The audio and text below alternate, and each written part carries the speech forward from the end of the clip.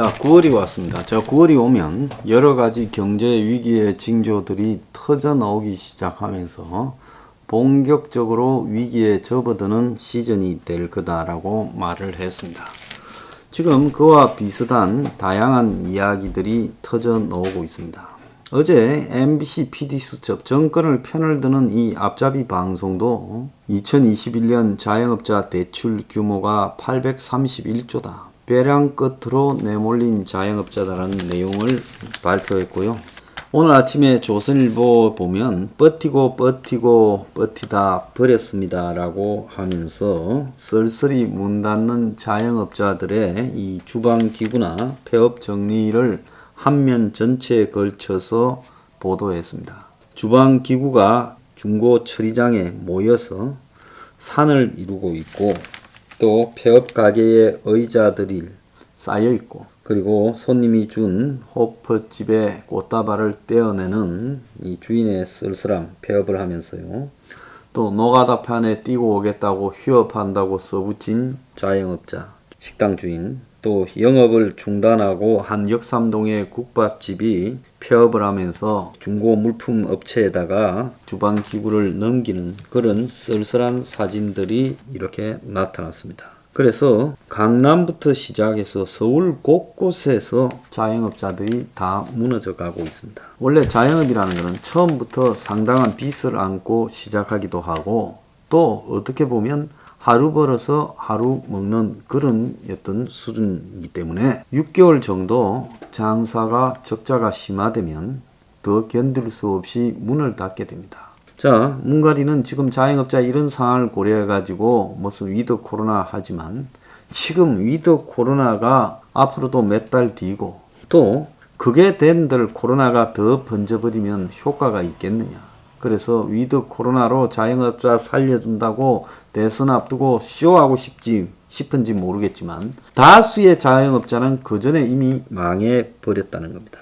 주방기구 거래를 하는 경기도 화성의 한 매장 뒷뜰에는 주방기구 뜯어온 게 산더미처럼 있더라는 거예요. 폐업한 가게에서 주방기구들이 매일 이렇게 들어와도 주방기구를 사겠다고 찾아오는 사람이 없다는 겁니다. 자, 어제 MBC PD수첩이요. K방역의 그늘 자영업자회에서 사회적 거리두기가 코로나 발생하고 1년 반이 넘으면서 지금 자영업자들이 고통을 받고 있다.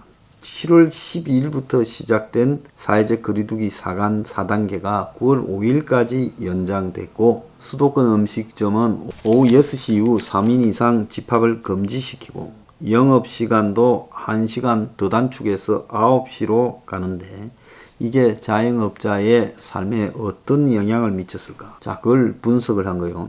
이 정권 앞잡이 방송이니까 그래도 앞잡이 방송이 심각하다면 진짜 심각한 거겠죠. 그래서 한국 신용 데이터, 이건 카드 같은 거를 쓰는 걸 분석하는 회사에서 4단계 시행 직전 직후 일주일간 서울 야간 매출을 비교를 했어요.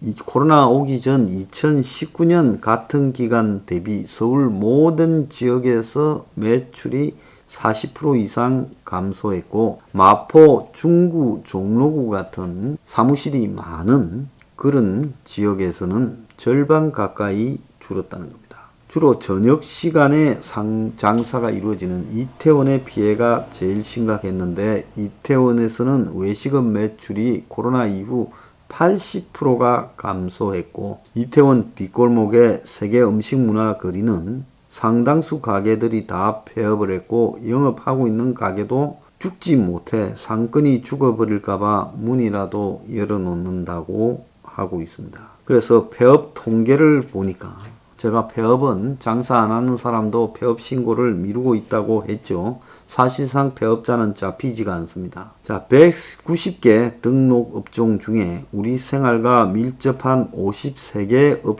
업종의 폐업 현황을 분석했는데 신촌에서는 611개, 이태원에서는 345개가 폐업을 했고 명동, 홍대, 이태원, 이대 상권까지 포함하면 2,000개가 넘는 가게가 폐업을 했다는 거예요. 유동인구 40만 명에 달하는 명동 상인들은 코로나 피해가 너무 커서 통상 임대료가 제곱미터당 22만원, 그러니까 한 평에 70만 원 정도 되는데 서울 시내 주요 상권의 4배 정도로 비싼답니다. 그러면 10평짜리면 700만 원, 20평짜리면 1,400만 원, 30평짜리는 2,100만 원쯤 된다는 거예요. 건물주가 임대료를 인하해주면 인하 금액의 50%를 세금에서 공제해주는 착한 임대인 제도를 시행하고 있지만은 자영업자의 고통을 분담하는 착한 임대인은 흔히 보이지 않는다. 그래서 맹동의 한 자영업자는 힘들다고 말했더니 주인이 그럼 팔고 나가라고 하더라는 겁니다. 명동에서 17년째 한정식집을 운영하는 한 사람은 한전에서 전기를 끊겠다고 경고장을 받았고 건물 전체에 밀린 전기료 1,800만 원이 미납되어서 이걸 내지 않을 경우 끊겠다고 통보를 받았고 건물 내 대부분의 상점이 폐업하거나 영업 중단하면서 한 달 전기료 500만 원 정도인 건물 전체의 전기료를 홀로 부담하고 있다는 거예요. 그러니까 영업하는 집이 건물 안에 한 집밖에 없고 나머지 다 문을 닫으니 한 사람이 독박을 쓰고 있다는 겁니다. 건물 관리 맡는 업체에서는 전기료를 소유주가 대신 내줄 수는 없지 않느냐. 돌파구를 모색하려 이리저리 애를 쓰고 악으로 버티고 있다는 겁니다. 자, 제가 정부가 임대료의 3분의 1을 갖다가 내주고 그리고 건물주가 3분의 1을 부담하되 정부가 세금으로 그 중에 상당 부분을 깎아주고 그리고 당사자 자영업자가 3분의 1만 내도록 하라고 여러 번 이야기했습니다. 그리고 전기료나 수도 이런 세금 같은 것들은 다 감면시켜줘라. 코로나가 회복될 때까지 수없이 이야기를 했는데 그렇게 되지 않습니다. 그러면서 가끔씩 던져주는 현금을 가지고 생색을 내고 있습니다. 자, 임차인 보호법이 만들어졌지만은 이 법의 현실에 맞느냐? 사우나를 운영하는 한 사람은 임대인 측에서 임대료를 제때 내지 못했다고 명도 소송을 걸어 분쟁을 겪고 있다고 합니다. 임대인 측에 명도 소송을 왜 하는지 물어보니까 법적인 해당 사항이 있어서 한 것이다라고만 하더래요. 임대료를 깎아달라는 게 아니라 좀 장사가 거의 안 돼서 수입이 거의 없으니 거리에 나앉지 않게 조금만 미뤄달라니까 그걸 안 들어주는 거죠. 그래서 임대인의 선의에 한국은 맹목적으로 기대해야 되는 거예요. 그러니까 착한 임대인들은 처음에는 뭐 돈을 100만 원씩 돌려주다가 또 조금을 깎아주다가 이제는 길어지니까 이 사람들도 냉정해져 버리게 됐습니다.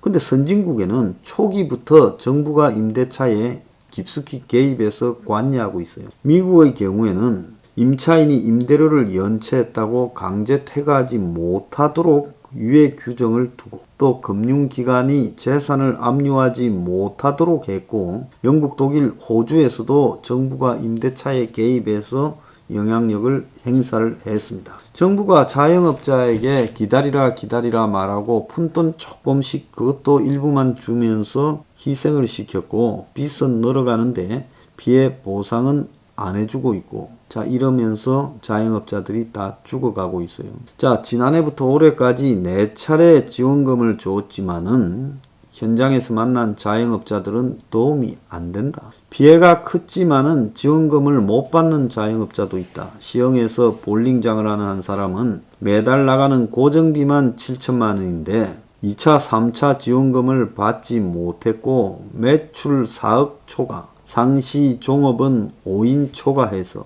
소상공인에 들어가지 못해서 못 받았다는 거예요. 자, 그런데 올해 1분기 3월 말까지 자영업자의 대출 규모는 831조 8천억에 달해요. 1년 새 150조가 늘었어요. 그래서 대출 증가 속도가 너무 빨라가지고 또 이 빚을 진 사람들이 한 군데뿐만 아니라 은행에 몇 군데 심지어 저축은행, 캐피탈 등 다중 채무자들이기 때문에 카드 대출까지 받고 있어 질이 굉장히 좋지 않은 대출들이다. 그래서 손실보상법이라고 자영업자 통과됐지만 소급도 되지 않고 또 코로나로 인해서 봐줬던 대출 만기 연장이나 이자 유예도 9월 말 종료되고 그래서 우리나라의 국민 업중에 25%에 달한 지금 자영업자의 비율이 25%입니다. 이것이 지금 무너지는 단계에 있다는 겁니다. 9월 달에 아마 이제 가시화되고 있습니다. 꽉 무너지고 있어요. 자, 이것만 그러냐. 서울 주택 거래가 지난해에 반토막이 나서 집값이 하락이 되는 신호 아닌가. 그래서 이런 상황에도 간간히 거래되는 부분에는 이 매도자 우위라서 가격이 더 올라가지만 7월 주택 거래량이 11,014건으로 올해 들어 최저치고 1년 전 7월보다는 60%가 줄었다는 거예요. 그래서 집을 살려고 하는 사람들이 이제 너무 많이 올라서 좀 기다려 봐야 되겠다고 버티는 상황으로 갔고, 집주인들은 그래도 가격을 더 올리면서 또 버티니까 쌍방이 버티면서 가고 있는데 한계에 도달한 느낌이다. 자, 이러다가 외부에서의 금융 충격이 밀어닥치면 확 떨어지는 겁니다.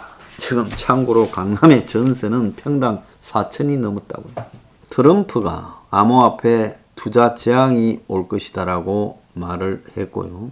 9월 24일까지 암호화폐 실명 등록이 돼야 되는데 암호화폐 시장에 거대한 지금 존폐 기로가 곧 닥칠 거다. 무더기 폐업 사태가 발생할 거고 지금 감추고 있는 문제들이 터져 나올 것이다 라는 이야기가 나오고 있습니다.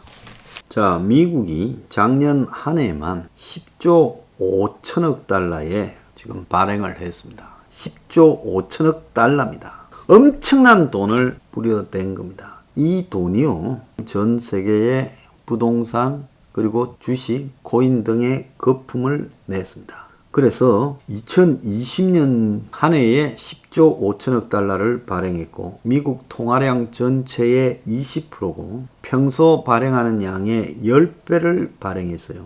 그러면 얼만큼 인플레이션이 될 건가는 충분히 알 수 있는 거죠. 자, 이것들이 지금 전 세계에 엄청난 인플레이션을 불러일으켰지만은 결국 이것이 어느 시점에 지금 스태그플레이션 현상이 나타나고 있지 않습니까? 물가는 올라가는데 경기가 굉장히 불황이다. 그래서 미국에서 뭔가 계기만 주어지면 터질 겁니다. 테이퍼링이 있을까 했는데 겁을 먹고 연준이 11월 달 이후로 미루었죠. 금리 인상도 미루었습니다. 근데 여기에 핵심은 뭐냐? 핵심 위기가 뭐냐라고 우리가 눈여겨봐야 되는데 미국에 지금 9월 사망자가 급증할 것이다. 그래서 9월 사망자가 급증하게 되면 미국이 아마 엄청난 위기에 빠져들 거다. 왜 코로나 사망자가 급증하느냐? 자, 찬바람이 불고 미국의 의료 시스템이 한계에 부딪히고 그래서 어차피 백신은 지금 쇼입니다. 그러니까 이 쇼에 불과한 백신이 한계에 부딪힐 때 사망자가 급증하게 돼 있습니다. 미국의 지금 플로리다, 텍사스, 노스캐롤라이나, 사우스캐롤라이나, 조지아, 루이지애나, 미시시피, 웨스트 버지니아 주의 병원들이 벌써 산소 공급 부족에 시달리고 산소 공급을 환자들이 받지 못해서 예비용 산소, 비상용 산소까지 돌리고 있고 의료용품 공급업체가 산소가 부족해서 병원마다 12시간, 24시간 분밖에 없고 매우 위급한 상황이다 라고 하며 미국의 의료체계 붕괴, 신규 환자 한 10만 한 5천 명 되는데 자, 이것이 지금 역대 코로나 이후 인구 10만 명 기준으로 690.5명이 입원하는 그런 상황을 낳고 있습니다. 그래서 30대, 50대의 젊은 환자들이 산소 부족으로 죽어가고 있고 지금 노답 상황이 있다는 겁니다. 그래서 미국의 9월 달에 지금 사망자가 현재보다 서너 배 이상으로 올라가게 되면 아마 공포가 지배하게 될 거고 미국발 금융 충격이 시작될 거라 보고 있습니다.